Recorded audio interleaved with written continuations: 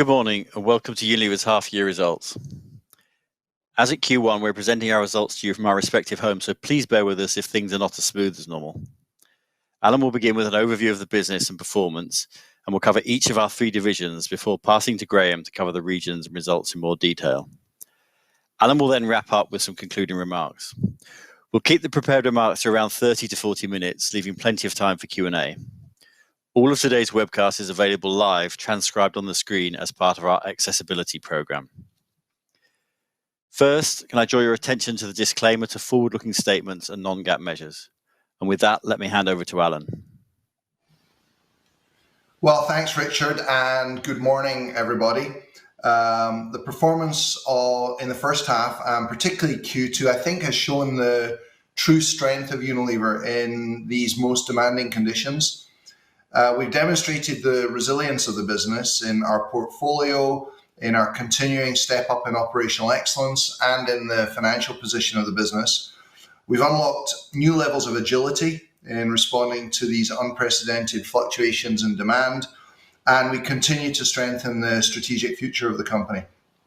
Before I get into the results, I would like to use this moment to thank every member of the Unilever team for the outstanding commitment and hard work that they've shown in these most difficult of circumstances. Thanks, guys. Now to the results themselves. Underlying sales declined 0.1% in the first half, volumes down 0.3% and price growth of 0.2%. And this essentially flat growth in aggregate masks some very big positives and negatives across our categories and geographies, and we'll explain those in the course of this call. Underlying sales growth was led by our developed markets, which grew 2.4%, while emerging markets declined by 1.9%. Graeme is going to share more about what's happening at a country level. This D versus D&E aggregation needs decomposition to understand what's really going on. Underlying operating profit was 5.1 billion, which is a 3.8% increase versus the same period last year on a constant rate basis. And the business generated underlying free cash flow of 2.9 billion euros, which is up 1.3 billion versus last year. And that was led by working capital improvements as we focused on managing our receivables with rigor. I explained during our Q1 update that we're targeting the business on delivering competitive growth, absolute profit, and cash. And to avoid any doubt, I'm repeating again that our margin target outlook is withdrawn both for this year and beyond. Our focus for the year will continue to be volume-led competitive growth, absolute underlying operating profit, and cash delivery. Margin is simply a byproduct of this. Underlying EPS increased by 6.4%, and we are maintaining our quarterly dividend in line with the prior period. Now, from the start of this COVID-19 crisis, we've been guided by a clear set of priorities that are very much in line with our multi-stakeholder business model to protect our people, safeguard supply, respond to new patterns of demand, obviously support our communities, and preserve cash and balance sheet strength. The environment has demanded that we move with tremendous speed. And let me just call out a few examples in each of these spaces. We've redeployed 8,300 of our people to focus on areas of high demand space. We've also unlocked 300,000 hours of people's time through our internal digital talent marketplace that we call Flex. And what that does is it matches employees who have capacity with projects and opportunities to do interesting new types of work. Data from our personal productivity suite of software shows that we have become more collaborative and productive. We've seen a 41% increase in overall productivity, a 20% increase in internal collaboration time, and interestingly, a 19% increase in external meeting time. Use of our learning system has increased by 150%. We've had over 1,000 leadership town halls, including a weekly global town hall open to everyone. And I think as a result of all of that, we've seen record levels of employee engagement. In fact, our employee well-being score is up by 14%.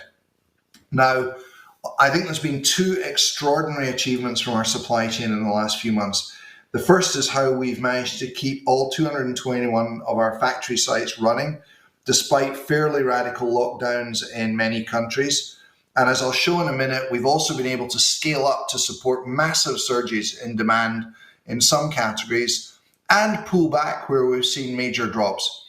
And an important part of this responsiveness has been to reduce our overall complexity.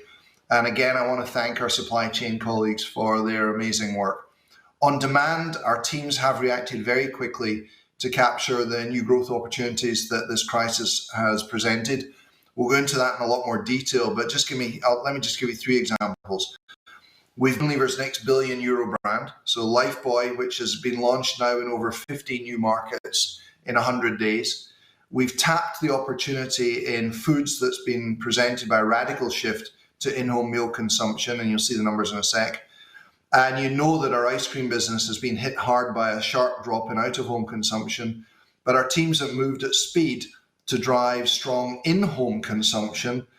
We've unlocked the innovative Ice Cream Now home delivery e-commerce business, and we're busy activating our 100 Days of Summer campaign as lockdowns lift, although looking out the window here in Edinburgh, the 100 Days of Summer are a bit scarce.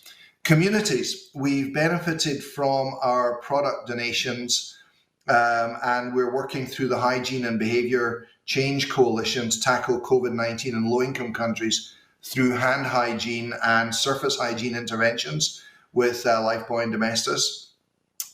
Listen to this, the first phase of the programme will reach 330 million people, including more than 100 million healthcare workers in around 40 countries. And these are great examples of brand do and the clear role of purpose during a pandemic. And I think on cash, the H1 number speaks for itself. We've maintained our financial strength. And I want to underscore that we have not sought COVID-19 related financial support from any governments. The step up in operational excellence that we're seeing is directly attributable to the 5 growth fundamentals that we set out back in January. They're as important as ever, and they are our blueprint for excellent execution. Improving penetration has a direct positive impact on volume growth and volume market share. And we know from experience of many crises over the years that protecting volumes during a recession is a key determinant of long-term competitive growth. In fact, brands which grow volume during recessions tend to grow value share over the subsequent 5 years 1.4 times faster than those that don't. And we've seen strong recent increases in our household penetration for our brands. We're now just over 50% of our business winning volume market share. Now's not the time for a lot of complexity in our innovation program. During this crisis, we're focusing on the innovations that bring higher incremental turnover. For example, in hygiene, in driving healthy in-home eating, offering better value products, and innovations that are designed for some of the fast-growing channels, and in particular e-commerce. We've already cut over 20% of the tail of innovations, and we've reassessed all of our innovation plans in the light of COVID. Online shopping, especially online grocery shopping, will not revert to pre-COVID levels once social restrictions are no longer in place. And I'll give a few more headlines on e-commerce in a moment. But in a recession, the role of price, value, and affordability is, of course, key. And consumers are switching brands and pack sizes as people look to shop smart. It's never been more relevant for brands to demonstrate their positive contribution to society and address the issues that our consumers care about in an authentic way. So we're investing more of our marketing spend on communication, which is explicitly purposeful. I've already talked about brands like Lifebuoy and Domestos, which are communicating their hygiene message, but in doing so, they're providing information that's very relevant to COVID-19. And we're seeing that purposeful brands matter more to consumers and perform better. And we believe that's going to be both during and the crisis. At the same time as demonstrating our resilience and agility, we've been taking actions to strengthen Unilever for the longer term and drive our strategic change agenda. We've announced the proposals to unify our dual-headed legal structure to create a simpler company with greater strategic flexibility. After a comprehensive review over the last 18 months, the board continues to believe that it is in the long-term interests of Unilever and our many stakeholders to modernize our complex legal structure. It's 90 years old, and it's time to put Unilever on a level playing field with other companies so that we're best positioned for future success. As part of shaping our portfolio, it was actually in the second quarter that we completed the acquisition of GSK's health food drinks portfolio in India, Bangladesh, and 20 other predominantly Asian markets. We've acquired those iconic brands, Horlicks and Boost, and it's very much in line with our strategy of enhancing our presence in healthy nutrition. In January, we announced as a conclusion of our overall portfolio review that we would conduct a strategic review of our global tea business. It includes leading brands like Lipton, Brooke Bond, PG Tips, and the review every imaginable. We will retain the tea business in India and Indonesia and the partnership interests in our ready-to-drink tea joint ventures. The balance of Unilever's tea brands and geographies and all of our tea estates have a very exciting future, but this potential can be best achieved, we believe, as a separate entity. And a process will now begin to achieve this separation, which is expected to conclude by the end of 2021. And just for noting, the tea business that will separate generated revenues last year of 2 billion euros. In addition, while the world continues to grapple with the devastating effects of COVID-19 and issues of escalating inequality, it's more important than ever that we don't lose sight of the climate crisis and the very real and serious threats that it creates for all of us. Climate change, nature degradation, biodiversity decline, water scarcity, they're deeply interconnected problems, and we're committed to find ways to tackle them simultaneously. So in June, we announced a wide-ranging set of commitments to help fight climate change and to protect and regenerate nature. And these commitments, they build on our target to have the greenhouse gas footprints of our products across the entire value chain by 2030.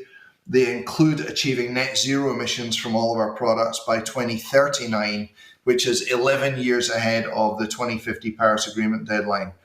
And to accelerate action, our brands over the next 10 years will collectively invest 1 billion euros in a new dedicated climate and nature fund. And these commitments are the next step in our vision to be the most sustainable global business. In fact, our multi-stakeholder model remains as important as ever. Before I turn to the performance of the divisions, I'd like to show how COVID-19 is impacting the different categories in our portfolio using category groupings which are the best way to understand our performance in the period. So this chart shows our H1 and Q2 growth rates. In the following slides, I'll focus in on Q2, but here we're giving both data points because Q2 is the first full quarter that's seen the complete impact of COVID-19 on the portfolio. And the variations in demand are stark. Our hygiene portfolio, which is made up of home cleaning and skin cleansing, had turnover of 4 billion in the first half. It grew by 17% in the half and 26% in Q2. The other parts of the portfolio where we were able to drive very strong Q2 growth is the sizable in-home foods and refreshment business. You see that at the bottom, and that grew by 17%. Now, by contrast, over on the right-hand side of the chart, our food solutions and out-of-home ice cream businesses together declined 42%, and those were severely impacted, obviously, by lockdown restrictions. So you can see underneath this rather bland, flat top line and huge volatility at category level. And Graeme will give a similar flavour of the dynamics by country. Let's move to our divisional performance. Within beauty and personal care, our skin cleansing business grew by 27% as we quickly responded to the demand for hand hygiene products. And by that, we mean liquid hand wash and hand sanitizer. We had a very small hand sanitizer business prior to the outbreak of COVID-19, We only had 2 manufacturing sites, but by the end of the first half, our hand hygiene business is already larger than that of the market leader last year in the whole of 2019. It really is a truly remarkable example of speed and teamwork. We now have over 60 sites producing hand sanitizers. We've stepped up capacity across multiple brands by a factor of, believe it or not, 600 times in just 5 months. And we've launched sanitizers in 65 new markets. Our prestige portfolio did decline by 10% in the quarter, and that was impacted by health and beauty channel closures in many markets that normally 2/3 of our sales. Our prestige business has been pivoting to e-commerce at pace, and that's grown strongly, but not enough to fully offset the impact of retail door closures. And for the rest of beauty and personal care, there has been a decrease in usage in some more discretionary areas. For example, hair wash and care, hair styling, skin care and deodorants have all been impacted by lockdown living, as people have not been socializing or going out to work. And so there's simply been fewer personal care occasions. With such big variations, and especially when looking at competitive performance, we really need to look at sub-segment levels, because there's such a wide range of market growth rates across categories and sub-segments. So on the right, you'll see we break down skin cleansing into bars, body wash, and hand hygiene that's made up of liquid hand soap and hand sanitizers. We have been able to grow ahead of the market in all those sub-segments, but just look at the incredible variation in growth rates. Similarly, in the hair care category, we're seeing different impacts in different sub-segments, with particularly sharp drops in the hair styling segment where we over-index. Right, moving to F&R, foods and refreshment. As anticipated, out-of-home food and refreshment declined, in fact, by 42%. And that was due simply to the closure of out-of-home channels during lockdown: restaurants, canteen, leisure sites, travel hubs, tourist destinations, and so on. Our food service business declined by 56%, and out-of-home ice cream by 35%. Though I have to stress that these remain fundamentally strong and strategically attractive businesses that we do expect will return to good levels of growth when leisure and eating out habits return to normal. In contrast, I think the hidden jewel in the portfolio has been our in-home food and refreshment portfolio that has grown by 17% in the quarter, as consumers have eaten more soups, used more meal kits, and accompanied their meals with mayonnaise and a nice ice cream as dessert. Restricted living has meant that consumers are spending more time at home, and so we saw an increase in sales of food for scratch cooking, as well as in-home tea and ice cream, and that's been especially true in our US business. Reflecting the shift that I already mentioned to online shopping and media consumption, Knorr's digital recipe inspiration campaigns and our Recipedia website has really helped drive e-commerce conversion and strong double-digit sales growth. In fact, our foods and refreshment e-commerce business-to-consumer business grew by 139% in the second quarter, and that was driven by our ice cream home delivery, Ice Cream Now e-commerce business. And lastly, to home care, where home and hygiene sales were up 24% in the quarter, with increased consumer demand for household cleaning products such as Cif surface cleaners, which grew by 20%. And working with environmental health experts, Domestos Bleach is educating consumers about the targeted cleaning of high-touch surfaces in the home to help prevent the spread of COVID, and Domestos grew by 37%. Within laundry, fabric solutions declined slightly, impacted by the geographical lockdowns in Asia, although interestingly, future formats such as capsules and liquids did continue to grow. And I have to give a shout out to our cleaning 7th generation, which saw strong double-digit volume-led growth. Fabric sensations did decline in low single digits. So last chart before I hand over to Graeme, we're also, as I mentioned, seeing significant channel shifts as consumers' behaviour changes as a result of COVID-19. And I want to just give a little bit of a drill down on e-commerce, which continues to accelerate. Online shopping is here to stay even after social restrictions are no longer in place. E-commerce represented over 8% of the business in the first half, and that's up from 6% in 2019. Sales on e-commerce grew by 49% in the half, 62% in the second quarter, and that includes the drag on growth from food service e-commerce. We've really seen strong growth across all e-commerce channels, with acceleration coming in the second quarter. So eB2B, for example, the Compra Agora business in Brazil that we've explained several times, that grew by 78% in Q2. Pure play e-commerce grew by 58%, and omnichannel grew by a remarkable 120%. Through a geography lens, we saw e-commerce growing strongly in all of the key markets, particularly in the second quarter, up 48% in Brazil, 59% in China, and I think 177% in North America. E-commerce now represents 12% of North American sales in the first half, and that's doubled from 6% in just 2018.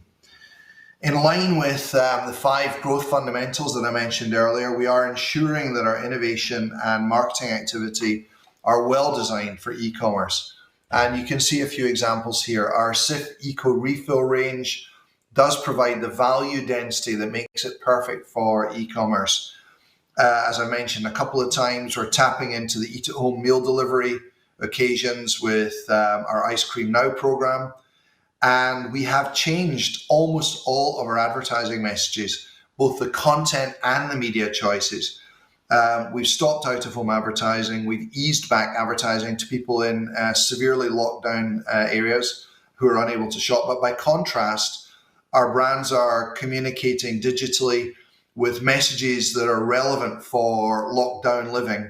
Things like stay inspired, home barbecue seasons, and the summer staycation messages that I'm sure many of you will be familiar with. So with that, let me hand over to Graeme to talk in a bit more detail about the regions and our financial results in a bit more detail. Graeme. Thanks, Alan. Before I cover our geographies, I would like to say a few words about the current environment.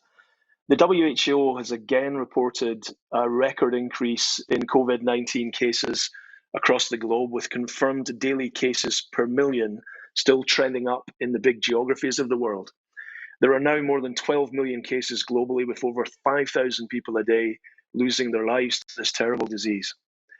The risks presented by the pandemic have not reduced, and many experts are warning of the risks of a second wave.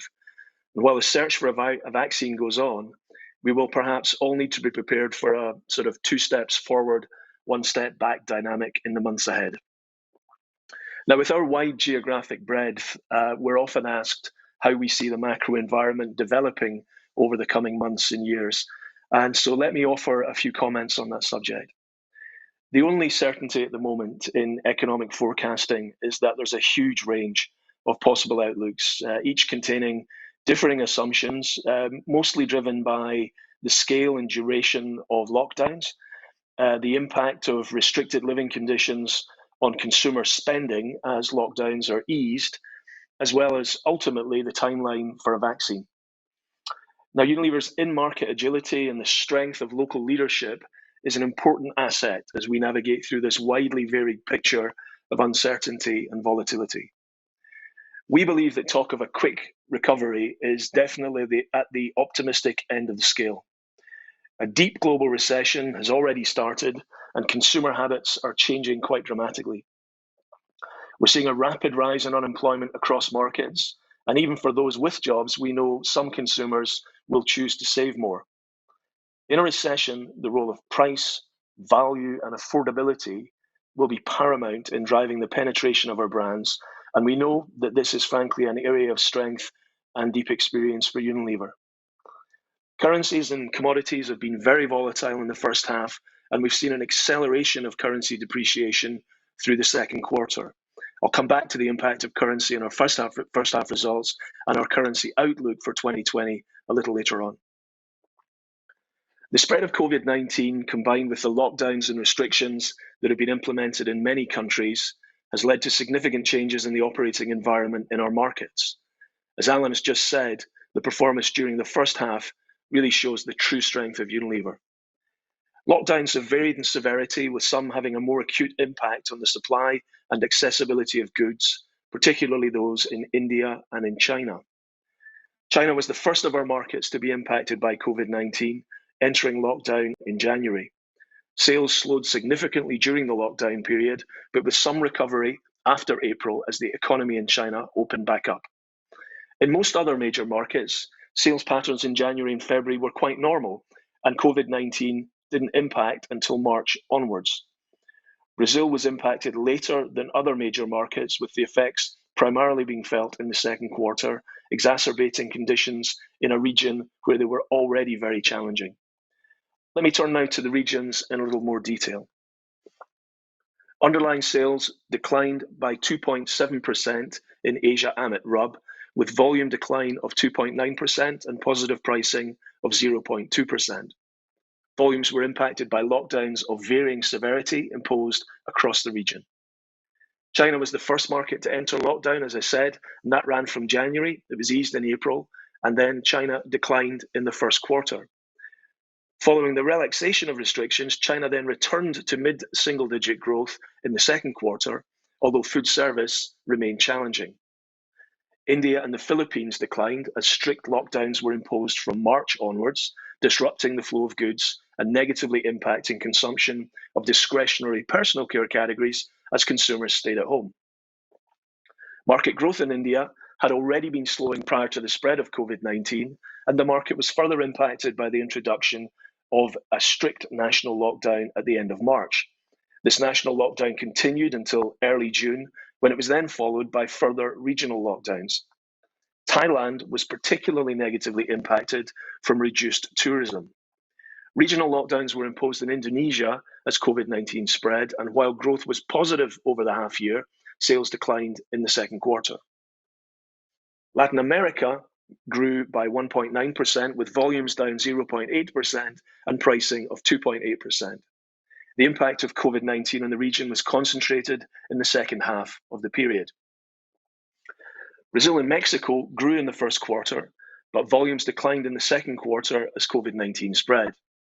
Mexico declined low single digits in the first half of the year, following a mid-single digit decline in the second quarter. Brazil grew low single digits in the first half, with a low single digit decline in the second quarter. Volumes grew in Argentina throughout the first half of the year, driven by in-home foods consumption against a backdrop of a prolonged and quite strict lockdown. Underlying sales growth in North America was 7.3%, with 7.7% from volume and a decline of 0.4% from price. This H1 growth includes a negative impact of around 3 percentage points from our food service and prestige businesses, which were impacted by channel closures. The decline in these businesses was more than offset by increased consumption of in-home foods and ice cream, as well as hygiene products, consumption which was sustained throughout the second quarter. Our foods and refreshment division, excluding the impact of food service, grew by 23% in Q2. Our supply chain responded quickly to increase capacity for products experiencing big surges in demand.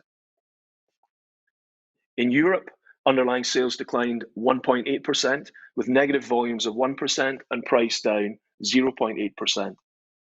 Negative volumes in Europe were a result of significant declines in the out-of-home ice cream and food service channels, as well as some reduced demand for personal care products. The most severely impacted countries were Italy and Spain, where increased demand for in-home eating and hygiene products only partially offset the negative impact of prolonged lockdown periods on tourism and out-of-home consumption, especially for ice cream. In the UK and Germany, however, increased demand in in-home eating and hygiene products more than offset declines in negatively impacted categories. Turnover for the first half was 26 billion euros, a decline of 1.6% versus prior year, driven by currency. Underlying sales growth declined by 0.1%. Acquisitions and disposals increased turnover by 1.1%, with acquisitions contributing 1.2%. In the second quarter of the year, we completed the acquisitions of the health food drinks portfolio of GlaxoSmithKline in India, Bangladesh, and around 20 other predominantly Asian markets. During the second quarter, we also closed the transaction to buy out the minority shareholders of our subsidiary in Malaysia. Net currency-related items reduced turnover by 2.5%, and based on spot rates, we would expect a negative currency translation impact of around 4% on turnover. Underlying operating margin increased by 50 basis points to 19.8%. Gross margin reduced by 30 basis points, with some impact from volume deleverage in our out-of-home businesses. The major fluctuations between countries and categories, which we've talked through earlier, have resulted in a negative mix impact on gross margin of around 40 basis points in the half and 90 basis points in the second quarter. We've also incurred additional costs to adapt and run our supply chain safely and hygienically and ensure the continuity of our operations with new sourcing routes and increased distribution costs and additional temporary labour to cover absenteeism. Taken together, these impacts reduced gross margin by around 40 basis points in the first half and 65 basis points in the second quarter, and we expect that they will continue at least for the balance of this year.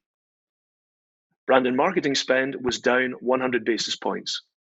We've been adapting and reallocating our BMI spend very dynamically on a weekly basis as the status of country lockdowns has changed and as consumer habits have altered. We reduced spend in channels, geographies, and categories where local conditions meant that investment would have been wasted, but have diverted investment to support the many growth opportunities. For example, in Q2, we dialed back BMI in food service by 40% due to restaurant closures, and in ice cream by 30% due to the significant declines in out-of-home ice cream consumption. But we protected and in some cases increased our investment in skin cleansing and home and hygiene. Taking a geographic lens, we dialed back BMI by 15% in China in Q1, but then increased spend by 16% in Q2 as the country came out of lockdown. We've been very focused on ensuring that the quality of our communication has not been compromised. For example, we've used more agile asset creation techniques, re-editing existing advertising to be more relevant for the current environment. And this, combined with a softening in total advertising spend across markets, has increased efficiency in advertising. Let me be clear, we are in no way BMI constrained. We've been very dynamic with our investment and have deliberately kept some of our powder dry in managing the challenges of Q2. And in the second half of the year, we plan to invest heavily as lockdowns ease, consumers learn to live with COVID, and we expect significant investment to support brand campaigns and product innovations tailored to this environment. Overheads increased by 20 basis points, and that included an adverse currency mix. Underlying earnings per share increased by 6.4% at current rates and by 10.1% at constant rates. Operational performance contributed 3.9% to EPS.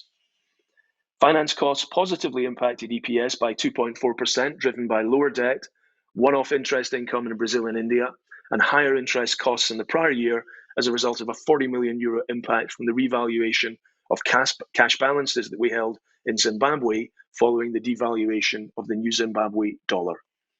We expect the interest rate on net debt to be below 3% in 2020. Reduced tax costs contributed 5.4% to EPS, with our underlying effective tax rate declining to 22.6%.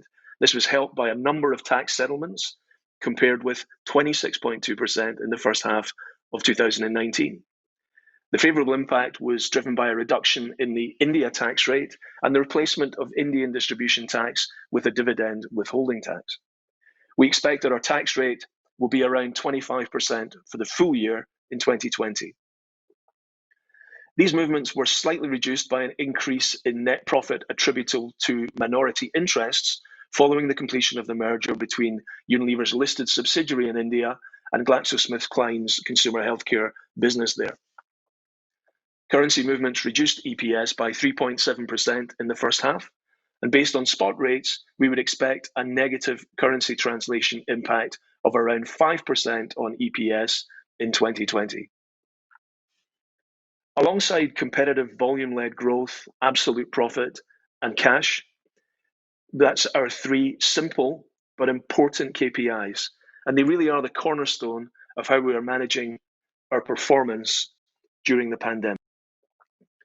Free cash flow in the first half of 2020 was 2.9 billion euros, up 1.3 billion euros from 1.6 billion euros in the first half of 2019.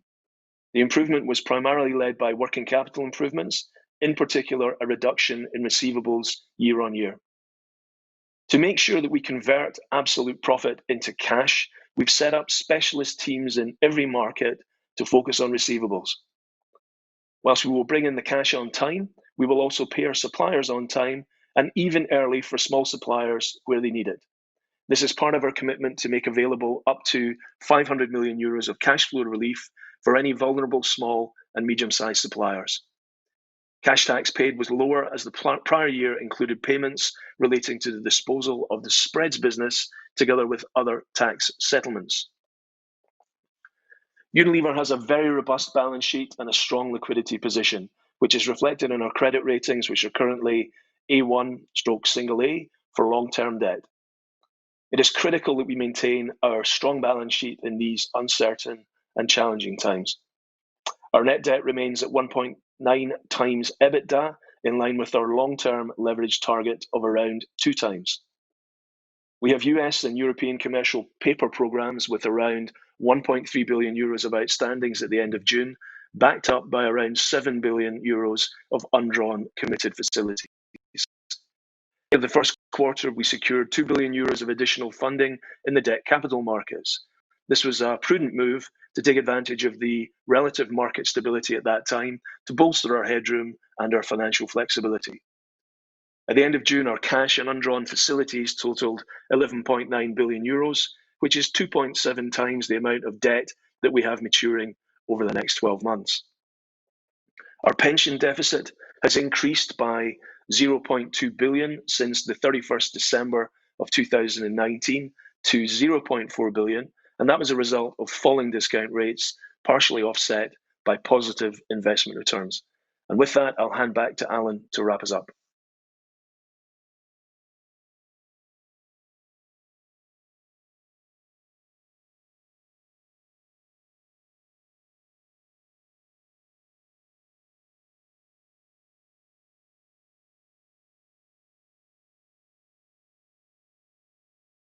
Apologies, guys.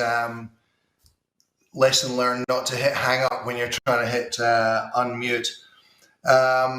So there's, I think, little doubt that the first half of 2020 has seen some of the absolute most testing conditions that most businesses have ever encountered. We do feel that Unilever has demonstrated the resilience of our business in our portfolio, in our continued step up in operational excellence, and in the financial strength of the company.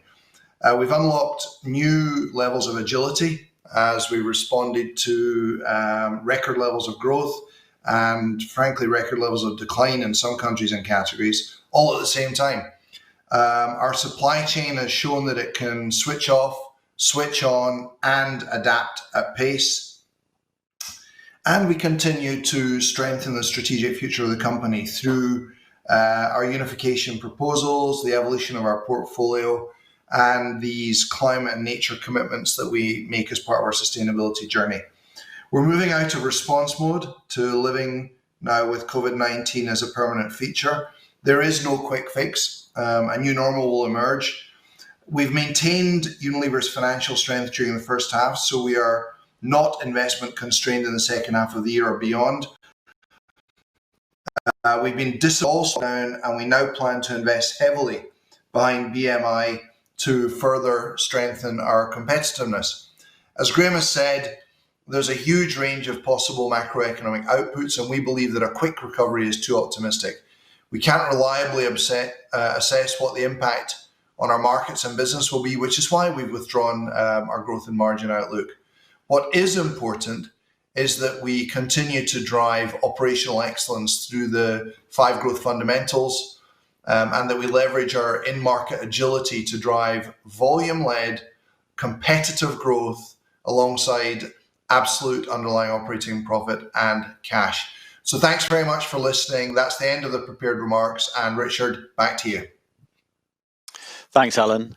Right, we'll now move to questions. As a reminder, if you want to ask a question, please press *2. If you're listening to the conference call on a speakerphone, please use the handset while you're asking your questions. And finally, please keep your questions to a maximum of 2 and as short questions as possible, because we have a number of people. So I see our first question is from Warren Ackerman at Barclays. Go ahead, Warren. Morning, Alan, Graeme, Richard. Hope you're well. Hope you can hear me. 2 from me. The first one is on competitiveness of Unilever. At a recent conference, you highlighted 2 pieces of evidence on competitiveness. One was winning back some share in the US hotspots, and the second one was brand penetration, up 400 bips in Q1 versus Q4 in your top 65 sales. Can you update us on both of those and maybe go a bit further and talk about market share generally? I was a bit surprised to hear it's only 50%, given the good quarter. And then secondly, on margins, for Graeme, down 100 bips on brand and marketing in the first half. Can you say a little bit, Graeme, about what level of media deflation you are seeing and whether you'd expect margins in the second half to be down, given gross margins are going to be lower and BMI steps up in the second half? And did I hear right, 20% margin target is off the table, not just in the short term, but also in the medium term? Thank you. Well, thanks very much, Warren. As you've directed, I'll take the first question and let Graeme take the second one. So first, let me thank our listeners for indulging us with a slightly longer than usual set of introductory remarks. It is because we wanted to give you the decomposition of the business, and given how varied it is. And second, in these crazy times, Warren, it's nice to see that some things remain a constant feature of the landscape, and glad to hear you getting in the first question. On competitiveness, let me just answer with data. So at moving annual total at the end of December was that somewhere around 40% of our business was coming from businesses where we were growing penetration. That is now solidly above 50%. And that's a remarkable swing in a short period of time on a measure that's typically quite stubborn to move. And we know that penetration improvements precede volume share increases, and that volume share increases are a very good indicator of lasting value share increases through and beyond recessions. Secondly, on value share, it's actually a very similar picture. So throughout most of last year, our market shares were bouncing around at around 40% of the business winning. Again, we're now over 50%. And actually, that doesn't vary very much between the top 62 category country sales that we're laser focused on and the total state. One mathematical anomaly that I laid down a marker for you on was skin cleansing, where, believe it or not, despite dramatically growing share in each of sanitizers, hand wash, body wash, and bar soaps, given our different market shares in those segments, so typically lower shares in hand hygiene, higher shares in bars and body wash, coupled with the different growth rates, we actually didn't gain share in aggregate in total skin cleansing. And if we were to look at it subcategory by subcategory and aggregate that rather than at a total category level, the number would be much higher than 50%. But we decided not to change the basis of measurement. We thought it would be more straightforward to keep repeating. So trending in the right direction, and the reason why you're not seeing an even higher number is that sub-segment difference. I hope that answers the question clearly. Over to Graeme on margins. Yeah, hi Warren. Let me start with your question on BMI, and I hope you got the message in the prepared remarks that in the second half we expect to be investing more BMI as the lockdowns start to ease. We've certainly kept some powder dry in managing the first half challenges, and we do expect a step up there. On the question of softening in media rates, yes, there has been a softening in media rates across markets. It's been very varied. It's ranged from nothing in some places to 40% in other places, and broadly across the piece, it's been maybe in the range of 20-25%. And actually, if you think about our 3.5% or so of turnover that we spend on media, and you apply that across it, that accounts for at least some part of the benefit that we saw from BMI in the first half.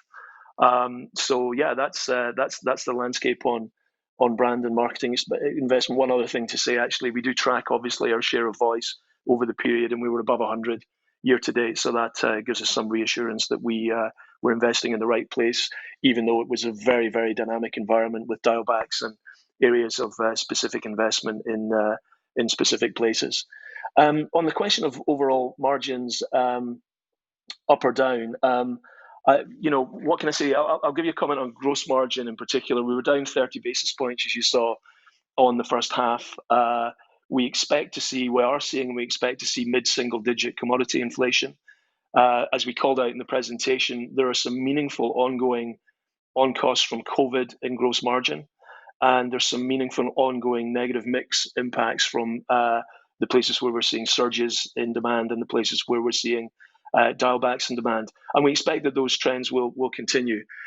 That's really all I'm going to say on margin, because as Alan was very clear on the call, yes, we are not giving any margin guidance for 2020, and we are not giving any margin guidance beyond 2020. We're managing the business focused on competitive volume-led growth, absolute underlying operating profit delivery, and converting that underlying operating profit into cash. And the margin will just be an outcome of that, Warren. Thank you, Warren. For our next question, can we go to Guillaume Delmas, now at UBS? Go ahead, Guillaume. Good morning, gentlemen. I hope you can hear me okay. Couple of questions for me. The first one is on North America. You achieved, I think, one of your best quarterly or underlying sales growth there in more than a couple of decades. So how should we think about it? Is it down to a strong category growth rate in the quarter, or is it also reflective of significant share gains? And I guess any indications around a potential discrepancy between sell-in and sell-out in the first half of the year? And I guess what could be quite helpful would be also any indications around the exit rate in this region. And then my second question is on mix, which had an adverse impact on your gross margin. Are you already seeing some evidence of down trading in some parts of the world and some part of your portfolio? Or at this stage, is this negative mix effect essentially the consequence of COVID-19 disproportionately affecting your higher gross margin distribution channels? Thank you. Okay, Guillaume, why don't we stick with the pattern? Graeme, I'll take the first one, you take the second one. On North America, let me try and be very simple. The exit rate remains strong. So there was no kind of fast start in the quarter and then tailing away. North America has remained more or less constant through the quarter. Secondly, there's no discrepancy between sell-in and sell-out. It's neither. I think we're well beyond us loading up the shelf and in anticipation of some sort of panic buying. If anything, we're struggling slightly to keep up with demand in North America, and service levels are slightly below where I'd like them to be. With the particularly buoyant in some subsegments.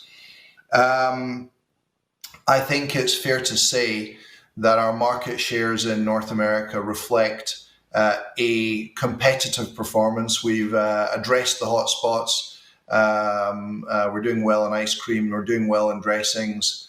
And actually, we're doing well in beauty and personal care competitiveness, although that market's not growing as quickly as the other parts. The reason why we're seeing such strong growth in North America is partly also related to mix. We have a very strong in-home foods business in North America, and our ice cream business in the US is more driven by in-home than out-of-home. So we're seeing tremendous strength in hygiene, in skin cleansing, in-home consumption of food, and that includes ice cream where there's not such a big out-of-home component. So, short answer, I think it's us participating in strong category growth with competitive market shares. No mismatch between sell-in and sell-out. We're certainly not selling in ahead of sell-out, and the exit rate was more or less the same as the ingoing rate. On that, I'll hand over to Graeme to share some perspectives on mix. Well, Guillaume, there are many ways and axes through which you can look at mix. Of course, you can look at it through a divisional mix, a category mix, a country mix, or even at the level of SKU and pack mix. I'll try and stay at the level of category mix, though. I'll give you an example. Growth in skin cleansing, which has been enormous. Versus the other parts of our BPC business. Our skin cleansing business has a lower relative gross margin within BPC, but a very healthy bottom line operating margin. So you see that show up in the mix. Another example is reduction in out-of-home ice cream, which has a higher relative gross margin than in-home ice cream. So that it is driven at that fundamental level of the of where we're seeing surging demand and where we are seeing declines in demand or indeed channel closure. On the question of consumer pricing and recessionary consumer behavior, of course it seems inevitable, I think, that there's a global economic downturn. What we don't know is the depth and length of that, and we don't know which countries are going to be hit hardest as yet. And of course, when we hit a recession, consumers are going to look for value. It's important to distinguish that from cheapness. Consumers are looking for value and affordability, and so the role of price, value, and affordability is going to become very important. And we think we are good at reading and delivering affordability and value in Unilever. We don't tend to react by radical price slashing, but we think about the fundamental value equation in our brands, in our pack sizes, for example. That's a good example of it. Now, our value portfolio in Unilever, which we sort of describe as less than 80 average price index, is pretty well positioned. We've got about 20% of the Unilever portfolio in aggregate in the value segment. About 45% is in the mid tiers, and about 35% is in premium. That's a good start, and a lot of branded players don't play at all in value. So it's a pretty good start for us, but we're not done yet. We have set up a number of targeted squads around the business, working to identify and plug gaps in the value portfolio, market by market, particularly in low unit price packs and lower tier brands. Of course, that value portfolio has a different P&L profile. It typically has a lower gross margin, but it also has lower BMI requirements, and it does still contribute strongly to the bottom line, and typically doesn't impact bottom line margin, etc. So I think we're well placed. We're starting to see the effects of trade down. We're planning for it, and we're doing a lot of work within the business to make sure that we're ready for the recession ahead, and we're strong with our value portfolio. Okay, thanks, Guillaume. Let's go straight to the next question, which is Alan Erskine from Credit Suisse. You're on, Alan. Oh, good morning. Can you hear me? Yep. Yes, Alan. Yeah, we can. Hello? Perfect. Okay. Perfect. Sorry. Okay, most of my questions have been asked. Just two quick ones. One, Graeme, can you just go through the other moving parts in the gross margin? Obviously, it's down 30, but you're saying 80 bips is down to mix and COVID, and there's also some fixed cost deleveraging within the gross margin. So what is the offsetting benefit? Is that lower raw material prices, higher pricing, less trade promotions? Can you just give me some of the feel for that, and maybe how that might play out in the second half? And then just a very quick question, just on two hotspots specifically, US and China hair care. How did your shares perform there in Q2? Thank you. Okay, Graeme, you crack on gross margin decomp, and I'll talk about US hair, China hair. Yeah, hi there, Alan. Yeah, so we had you picked up the points on negative mix and the on costs of operating our factories, safely through the crisis. The other two moving parts are essentially, what's happened in terms of raw material costs, input costs, etc., and what happened on pricing. That was slightly positive in the gross margin. In terms of how that. One other comment actually.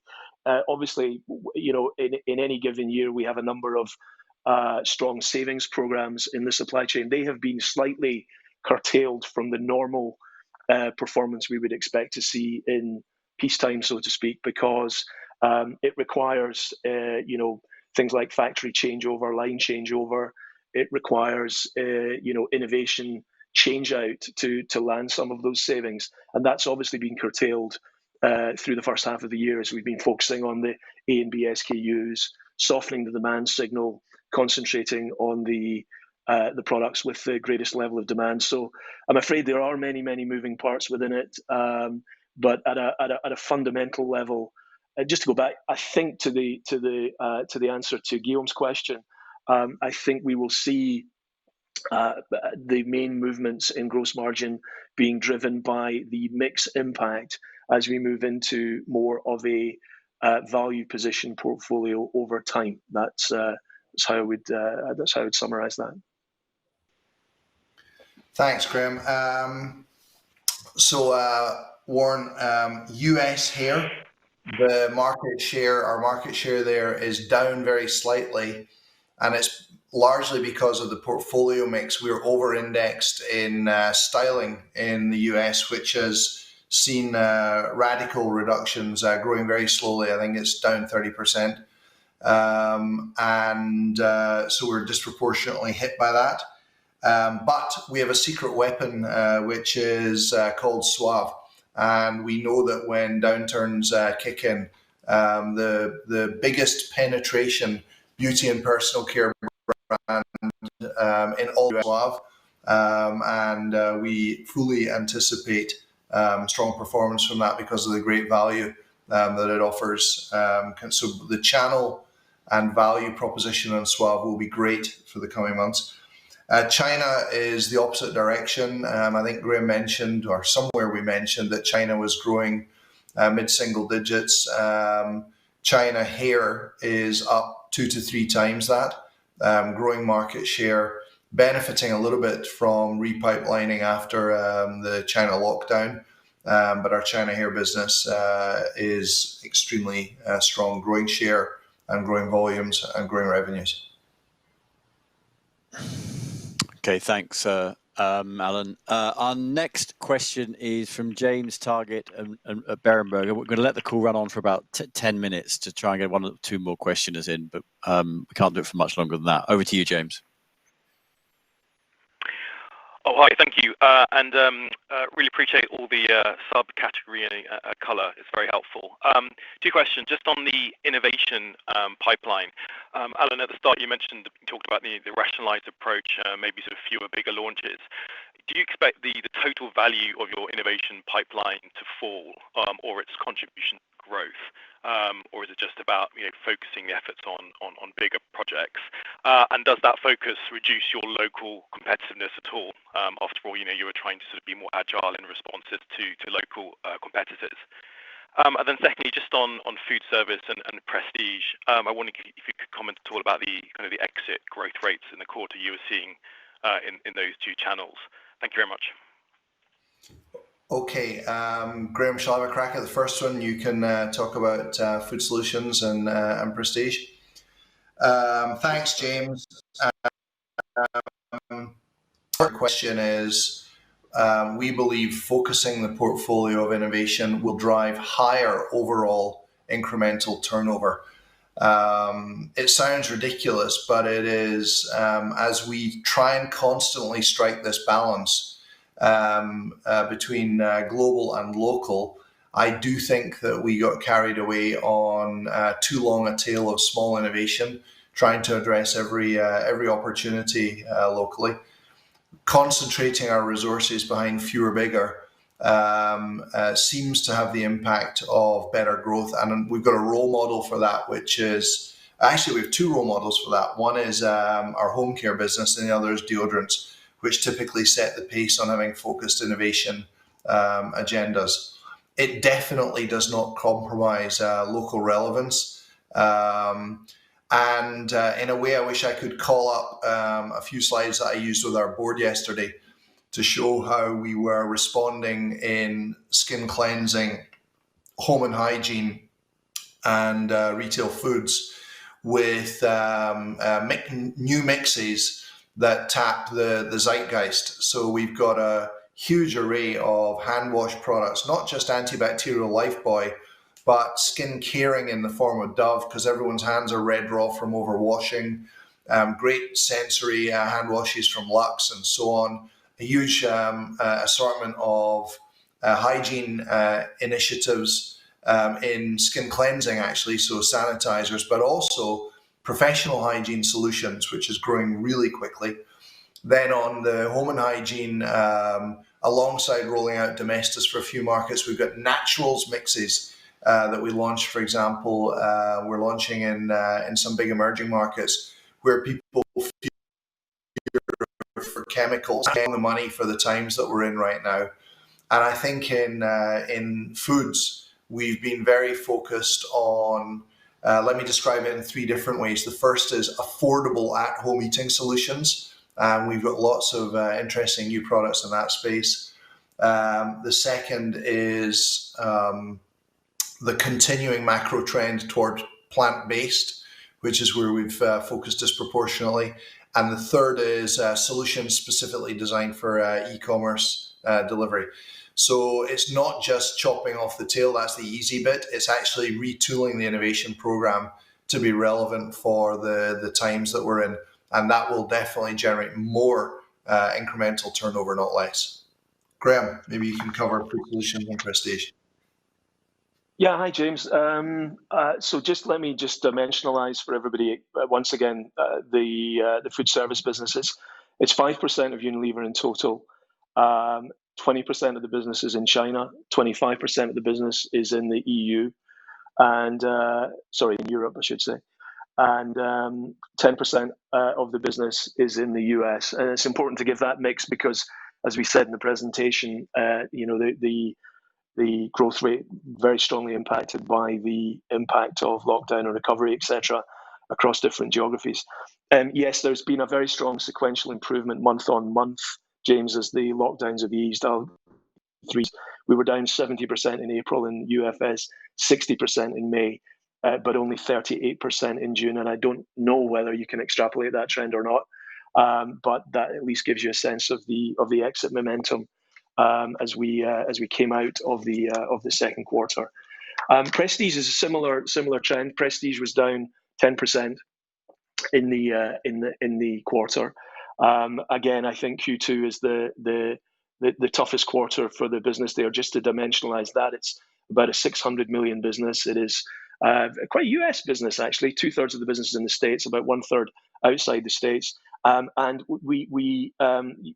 it sells through a channel structure which is very dependent on health and beauty channels. So Sephora, Ulta, department store sales, etc. That's about 2/3 of the sales, or it was, I should say, because there's been a tremendous shift in demand in Prestige from the bricks and mortar channels, which were closed during the second quarter, into online, being some really strong growth in e-commerce sales in Prestige. And a number of the brands within the portfolio actually continued to grow. One of the biggest drivers the decline in prestige was our colour cosmetics business, because of course colour cosmetics is something where the consumer typically wants to try the product, typically wants to be working with a physical experience. So Hourglass Cosmetics was down quite significantly, but we understand the reasons for that. And overall, I think our prestige business is on a very improving trend as stores begin to open up again.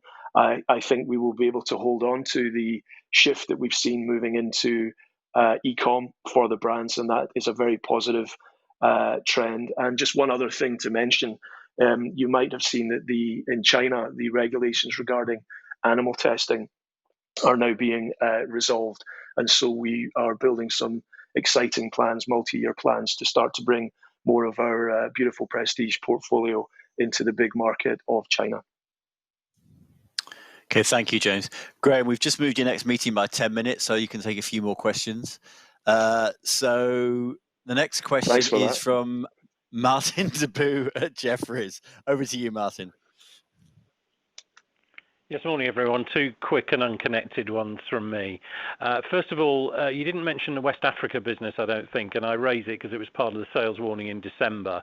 Where was that business, Nigeria, Ghana, trending in H1? And can I reconfirm, I think it's got a very easy comp in H2, hasn't it? That's the first question. Second question, on the tea demerger, I get the hold on to India and Indonesia bit, but can you just talk a little bit about why you're holding on to the JV, the rationale for that, and what happens to the IP of the Lipton brand? Do you sell that and it gets licensed back into the JV? Just how does all that work? That's the second question. Okay, that's it. Right. Thanks, Martin. I actually want to put a footnote on what Graeme said about the relaxation of animal testing requirements in China. That didn't just happen. That happened because Unilever has been working with the Chinese FDA for a decade on making that amendment and persuading them that the alternative models to animal testing are more reliable and safe. And we're very proud of that, and it will open up an opportunity for us. Now, Martin, to your question, West Africa is still not in good shape. Just as we start to get our inventory in balance, the overall markets are collapsing. That's maybe a bit dramatic, but they're certainly not strong. And so I think we'll see year-on-year growth in the second half in West Africa because of the dreadful comps last year. But I still don't think it's a business that's in really good shape. And we will, we've got new leadership in there. We've got an opportunity to rebase, which we've done. We're creating our route to market systems, but it's in the most difficult circumstances. And so, mathematically, there'll be a year-on-year comparison improvement, but I don't want to start celebrating prematurely that we're out of the woods in West Africa. Graeme, tea. Yeah, I mean, the first thing to say, Martin, is our announcement on tea is that we'll take 2 billion of the business, excluding India, Indonesia, and the joint venture with Pepsi, and we'll separate that, and we'll take our time to work out what happens with that business, what the best way to have that business thrive in future is going to be. And as usual, we'll be highly guided by value creation in everything that we do. Just wanted to, reassure everybody of that. When it comes to the joint venture with Pepsi, interestingly, from a market perspective, the ready-to-drink tea market is, 2/3 of the global tea market. It's much bigger. It's nearly twice the size of the leaf tea market around the world, and it's been an extremely successful joint venture between ourselves and Pepsi. It's one of those joint ventures where each party brings unique experiences. Unilever in terms of the brand and marketing capability, and Pepsi in terms of their expertise in bottling and distribution. And it has worked very, very well for a long period of time. And that principally is the reason why we've left that out of the conclusion of the strategic review. You're right to point out that it does present, a change going forward, potentially, with regard to the Lipton brand, because if there is a different owner or a more separate operation of the Lipton brand in hot tea, or leaf tea rather, then there'll be some need for some form of split arrangement. But given the essential difference between the two categories of ready to drink tea and leaf tea, we're sure that that's very manageable. So no real concerns there. Thanks, Martin. Next question from Alicia Forry at Investec. Go ahead, Alicia. Hi, good morning, everyone. I just wanted to ask about your expectations for an India rebound in H2 that you've kind of alluded to in the past. We saw Hindustan Unilever had some pretty strong results, relatively speaking, and you've got easy comps there too in H2. So just curious, anything you can say about India in the second half. And then secondly, you've mentioned consumers have embraced eco-friendly packaging, perhaps even more rapidly than before the crisis, during the crisis. I'm curious which areas of the business are seeing the greatest impact of this change, and has there been any effect on gross margins as a result of this? Thanks very much, Alicia. Graeme, which of these questions would you like to have a crack at? I'll take India, please, Alan. Thought you might. Is that okay? Yeah. Alicia, let me tackle the India question first. So just a few comments on the Indian market. As you know, the market was slowing from very strong rates of growth a couple of years ago. It was on a downward trajectory from a market growth perspective. Even before COVID hit us, I think the markets were growing about 6% in 19, down to about 4% in March of 2020, and below 2% into the first quarter, and then the lockdown hit. And I think any thinking around an Indian rebound, we don't know is the answer, because it will depend on the status of lockdown in India, state by state, locality by locality. I think that's going to be the main driver on what happens in India. But having said that, that will be what it will be. What I can say is that our business in India is extremely competitive. We have more than 80% of the business winning market share right now, and we're seeing share gains in the last 3 months reads. 80% of our business in India is in the health, hygiene, and nutrition space, so it's very well positioned. So I can't give you a sense of what might be, because it will be determined by the progress of the virus and lockdowns. But what I can say is that our business in India is performing very well through the crisis, and as I said, is very competitive and has a well-positioned portfolio going forwards.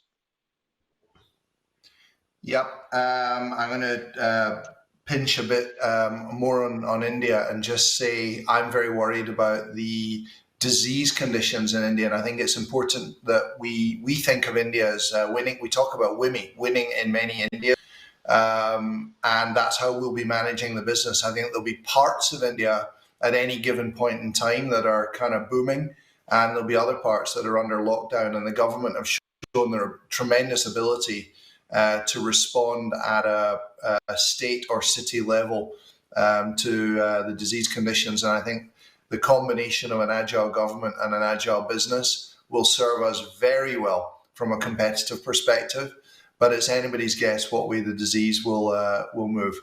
As regards sustainable packaging, let me just say that our sustainable living brands continue to grow much faster than the rest of the portfolio.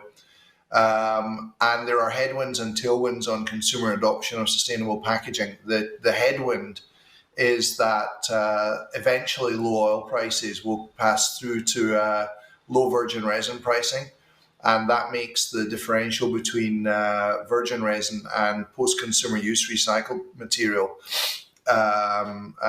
greater. We welcome the European legislation that starts to put cost against virgin material in order to give an advantage to recycled material. And we hope that that will accelerate the adoption of more sustainable packaging, particularly plastic packaging. As regards your very specific question about, detailed consumer growth or decline based on sustainability, that's so precise a data point in a environment where we're seeing gigantic swings.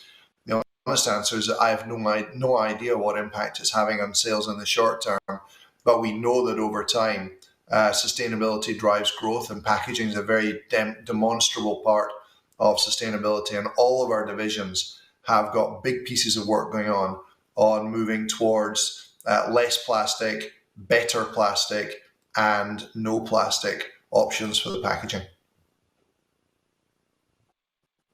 Okay, thanks, Alicia. Richard. Go over to David Hayes at SocGen. If you could ask a question, David. Thanks, Richard. Morning, gentlemen. I hope you're well. Give me one on the US sales, one on the margins. So the US sales, just to come back to this discussion on exit rates and obviously the very impressive performance in the quarter. Is there still an element of pantry loading in that market? Obviously, there's pockets of uncertainty and surges in COVID rates. So I'm just trying to understand whether there is still kind of a dynamic that within March and April that's just gone on for longer, or whether when you talk about that exit rate, you see this continuing at high single-digit growth into the third quarter, and if not, what kind of things change that? Why would it slow, given that exit rate? And then on the margin side, just the restructuring costs, not massively different to last year first half. You talked about less closures and savings. So is there some COVID one-off cost that you're able to book as restructuring because it is effectively an organisational process change? And I guess related to the cost-saving side of it, should we expect quite a step up in cost-saving second half as you say you kind of come out of the sort of reactionary phase and now into more controlling the situation phase? Thanks so much. Great, thanks, David. I'll sort of repeat the points on the US. Let me try and be even more direct. Our categories were not particularly impacted by pantry loading. You need to go talk to the paper guys about that. And we have seen sustained high levels of consumption. I think the question that we're trying to get our heads around on how quickly or how long that will carry on for, and we see no signs, quite frankly, of it slowing down at the moment. It comes back to two questions. How long will US consumers remain preoccupied with hygiene? We think probably for quite some time. And the second is, how long will meals continue to be consumed at home at a differentially higher rate than normal versus consumed out of home? And again, I was in China at the time of the sort of second wave of pandemics, the H1N1, the so-called SARS. And we saw it took ages for the Chinese consumer to become comfortable going back to the level of restaurant eating that they exhibited prior to that wave. And I think we're kind of seeing that actually in the rest of the world. Bad news for our food solutions business, where we're planning on a slower recovery. Good news for our retail foods business. Given the mix that we have in the US, we're really benefiting from preoccupation of on hygiene and in-home eating, much more so than the unusually large size of American pantries. That's not been a particular asset for us. Graeme. Hi, David. On restructuring, so you're quite right. We normally have a lower restructuring spend in the first half. Projects tend to get accelerated through the second half, and usually the second half phasing is a little bit more. We spent just around about 400 million on restructuring in the first half, which was pretty similar, as you said, to the first half last year. And for the full year, we think we'll come in maybe 900 million to 1 billion, something around that sort of range. That's less than we expected. So we have slowed down a number of restructuring projects through the first half as we focused on just managing the business going forward. So there'll be a delay there, and that's reflected in that sort of outlook of maybe 900 to 1 billion. On the impact of COVID, no, we haven't taken anything into restructuring from COVID. So you saw in gross margin the impacts of mix, the impacts of all the on costs in the factory. That's all in the P&L. Even the commitments we made to support communities around the world with donations, that's sitting in the P&L as well. We've just taken that all through the P&L.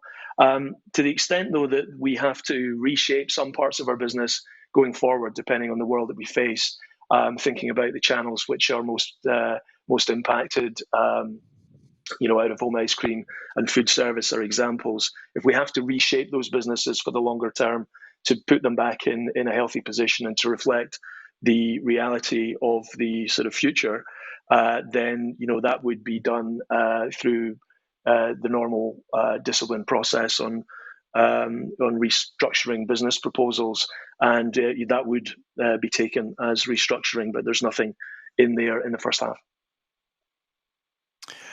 Okay, thank you, David. Right, we've got time for one last quick question. John Ennis at Goldman Sachs, if you can make it one and make it very quick, we can squeeze it in.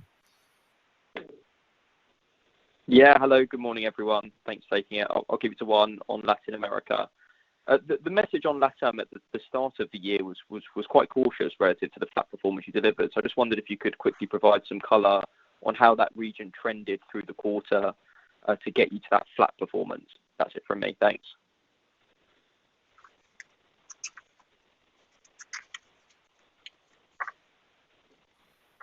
Can't hear you, Alan. I can see Alan. Can't hear you, Alan. Sorry, I'll give a headline and then I'll ask Graeme to give a bit more body copy. Latin America has been quite a challenging story for us. It was, pardon me for getting a bit personal on this, but Ecuador was where we saw the first Unilever fatality from COVID, and Central America got absolutely smashed early on in the outbreak. I've been surprised at the resilience of Brazil and Argentina, where the business has continued to do well. We believe we're gaining competitively. And some of the innovation that we put in place on business model, like B2B route to market, is helping us. It won't be Mexico, Brazil, Argentina will not be growth markets, I don't think, for the next quarter. But I'll hand over to Graeme to give a little bit more detail on that. John, let me just size Latin America broadly by country for you. Brazil is about 40% of the region for us. Argentina is less than 15 now. Mexico is about 15, similar size, and Chile is single digits, high single digits. So that's the size of things. Really, the bit of an epicenter of the crisis in Latin America. 4 out of the top 10 countries by number of COVID cases are actually in Latin America. It's Brazil, Chile, Peru, and Mexico. So you can expect, I think, the peak of cases to be not yet reached. You'd expect to maybe reach that in Q3 or even Q4. Brazil, which in the second quarter for us was down by low single digits, we expect a very deep and prolonged recession there. Unemployment forecast is to reach 17%, GDP minus 10%, seeing a lot of devaluation. So a tough situation to manage on the ground there. As Alan said, we have an unbelievably strong business in Brazil, which has actually become stronger through the economic crisis of the last 3 years. We've fundamentally changed our route to market, with tremendous work done with our B2B capability, Compra Agora, in Brazil, and that will put us in good stead. We've also taken a lot of activity through the economic crisis to position the portfolio with tier 3, tier 4 brands, etc. So it's value and recession ready, but it is going to be tough, particularly in Brazil, I think, over the course of the second half and beyond, because they're not yet at the peak of the crisis. Okay, thanks, Graeme. Thanks for the question, John, for keeping it short. Right, we must stop there. I know there's been quite a number of people who haven't been able to get their questions in. Please email the IR team and we'll arrange a time to talk to you this morning. So please get in touch. Apart from that, thank you very much for listening and enjoy the rest of the day. Thanks. Bye-bye.